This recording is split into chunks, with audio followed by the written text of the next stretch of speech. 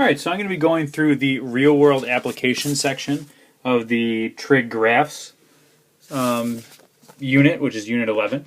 I'm just going to go through one example, but it is kind of in depth. There's 4 parts to it.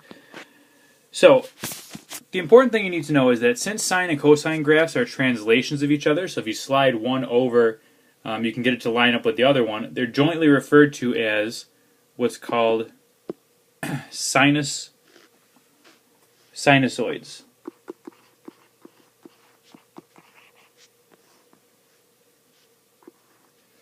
And this is a function in the form of exactly what was on the last video. So it's y equals a sine b x plus c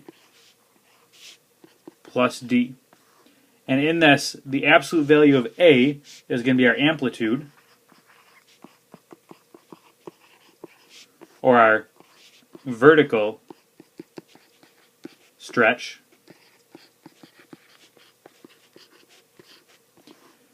B is going to be our frequency, or our horizontal stretch.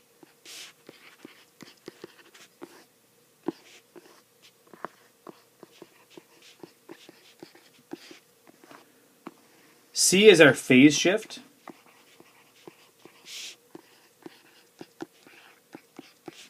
or our horizontal move.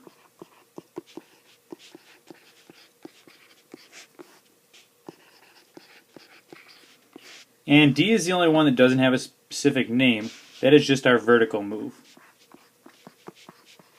or vertical shift.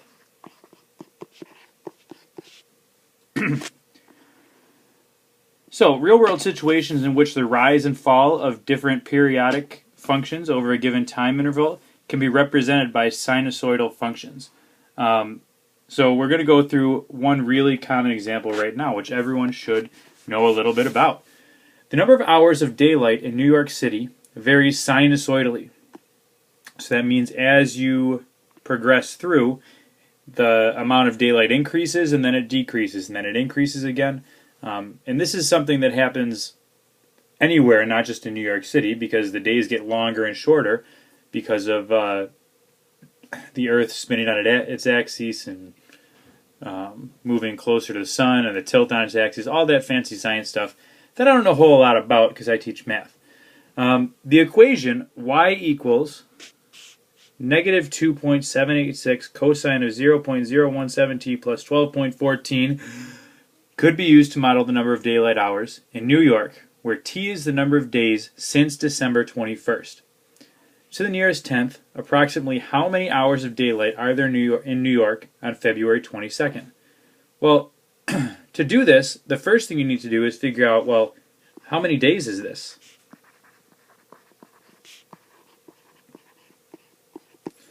So you need to think, okay, well, 30 days has September, April, June, and November.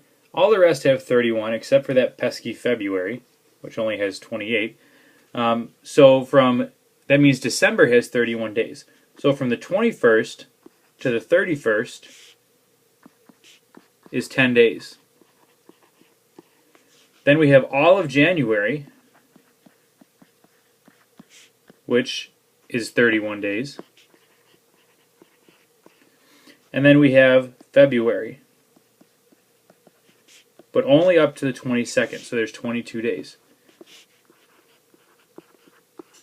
So if we add those up, we'll end up with a 3 and a 6, so 63 days.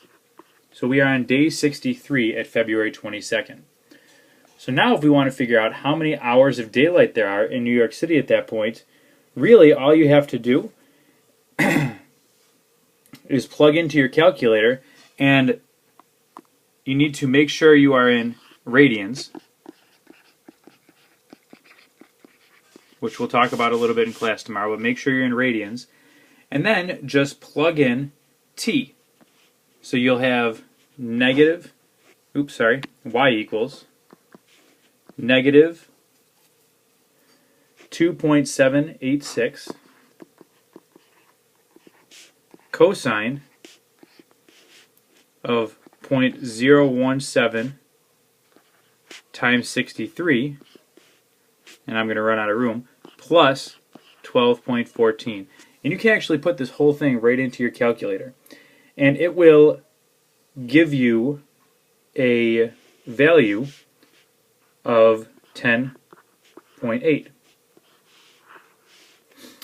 And I know what you're thinking. You're saying, Mr. Sheehan, that didn't really use the graph. Well, that's okay, because the next part most certainly will use the graph. So let's jump down to part B then, which it says, on what days are there approximately 12 hours of daylight? So the very first thing you want to do is, in your graphing calculator, you would plug your equation into your y equals. And it would give you a graph that looks something like this. And you might have to do a little zooming. But it'll look something like this when you get it to the right place. And I'm just going to do one cycle. And one cycle should take 365 days. And our 63rd day was somewhere in here from the last part, giving us 10.8 hours. But we want to know, where are there 12 hours of daylight? So if you have this in your calculator, you can then actually graph the line y equals 12. And it'll give you a line going across right here at 12, somewhere in the middle. And what you can do now is you can actually use your calculator to calculate where your equation here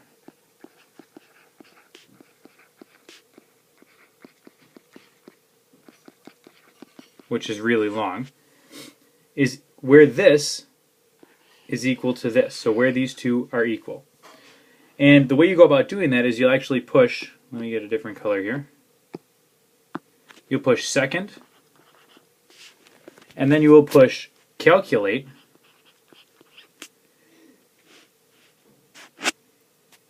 and you're going to pick 5, which is intersect. And you move your spider, the little thing on the graph, it'll give you like a little funny thing. So move your spider to the intersect.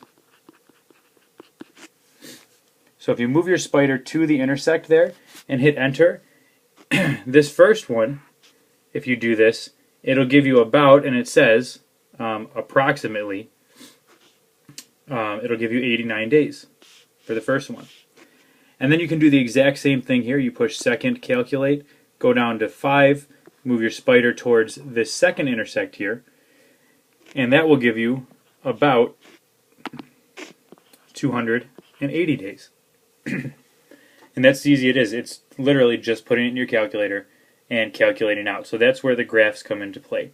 You could do it mathematically, like with algebra and arithmetic, but that doesn't really seem like an easy way to do it. So this is actually the easiest way. Let's move on to part C, which says, what is the average amount of daylight in New York? And this has to do with exactly what I was talking about today. And the reason that you want to make sure you know where that center line is. Because if I draw my graph like so, and I know where my center line is, what ends up happening is that even if I continued this curve as long as I wanted to, all of the values going down match up with the values going up. And if you averaged every single point on this entire curve out, it would give you exactly where this line is, the one that's straight down the middle of it.